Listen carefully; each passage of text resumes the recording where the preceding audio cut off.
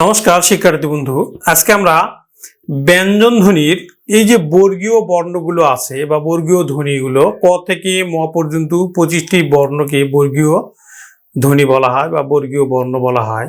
তো এইগুলোর থেকে এইখান থেকে কিন্তু ঘোষ, অঘোষ, অল্প প্রাণ, মহাপ্রাণ, নাসিক্য বর্ণ এগুলোর থেকে প্রশ্ন আসে। শিক্ষার্থী বন্ধুরা দেখো, লক্ষ্য করে আমরা অঘোষ এভাবে আমরা চিহ্নিত করেছি। 1 নম্বর, 2 নম্বর হচ্ছে অঘোষ, 3, 4, 5 হচ্ছে ঘোষ। আবার দেখো 1 নম্বর অল্প প্রাণ, 2 নম্বর মহাপ্রাণ, 3 নম্বর অল্প প্রাণ, 4 নম্বর মহাপ্রাণ, 5 নম্বর অল্প প্রাণ একদিকে, আর একদিকে হচ্ছে নাসিক্য ধ্বনি। শিক্ষার্থী বন্ধুরা, এই নাসিক্য ধ্বনির বাংলা একাডেমি কিন্তু এই দুটি ধ্বনিকে বর্জন করেছেন, অর্থাৎ নাসিক্য ধ্বনি কিন্তু উ আর দন্তন্য আর হচ্ছে ম, এই তিনটিকে নাসিক্য ধ্বনি হিসাবে চিহ্নিত করেছেন। শিক্ষার্থী বন্ধু, পরীক্ষার খাতায় আমরা কিভাবে ঘোষ, অঘোষ, অল্প প্রাণ, মহাপ্রাণ মনে রাখবো সেটি একটু টেকনিকটা দেখো।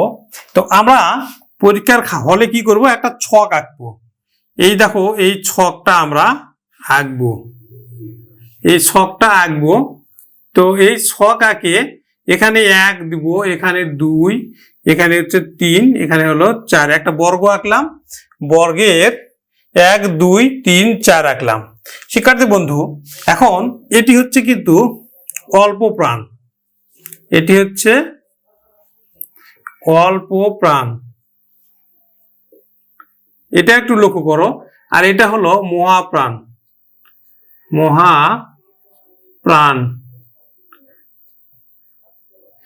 নিচে হলো ঘোষ, নিচে হলো ঘোষ, নিচে হলো ঘোষ, উপরে হলো অঘোষ। এটি তোমরা মনে রাখবা।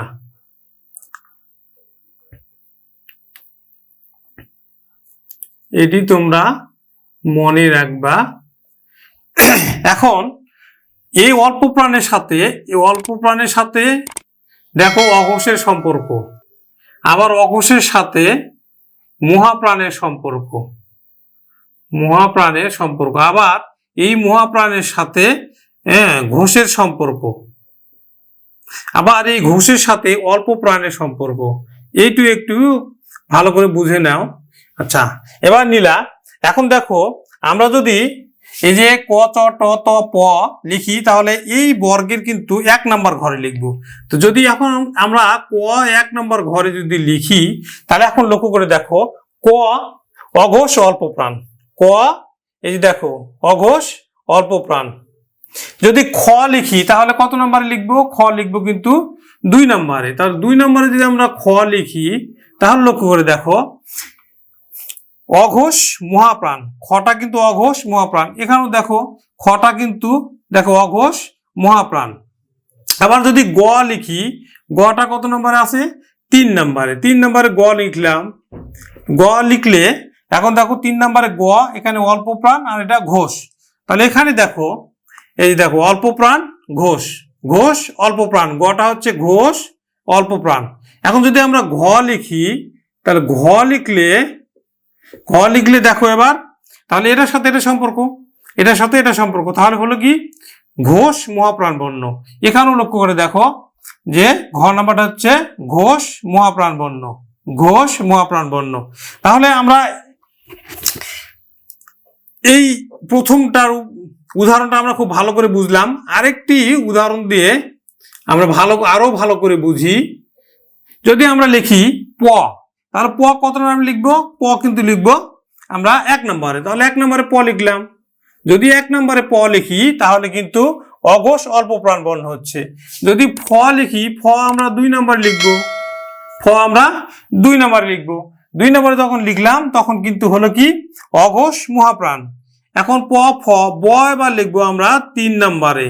3 নম্বরে যখন লিখলাম, তখন এই ব হচ্ছে কিন্তু ঘোষ অল্প প্রাণ, অল্প প্রাণ ঘোষ, বটা হচ্ছে অল্প প্রাণ ঘোষ। আর ভ হয়ে গেল এখন কিন্তু দেখো মহাপ্রাণ ঘোষ, মহাপ্রাণ ঘোষ।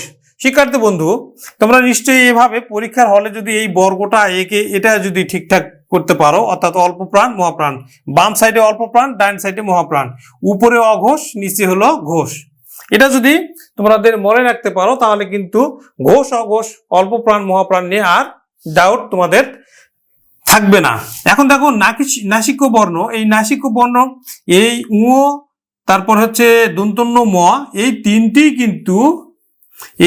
কিন্তু ঘোষ বর্ণ, এই তিনটি হচ্ছে কিন্তু কি বর্ণ? ঘোষ বর্ণ। উ, দন্তন্য ম, বাংলা একাডেমি অনুযায়ী নাসিক্য বর্ণ তিনটি, সেটি হচ্ছে উ, দন্তন্য আর হচ্ছে ম, এবং এই তিনটি হচ্ছে কিন্তু ঘোষ বর্ণ। আশা করি বুঝতে পেরেছো। পরবর্তী ক্লাসের আমন্ত্রণ জানিয়ে আজকের ক্লাস এখানে শেষ করছি। নমস্কার।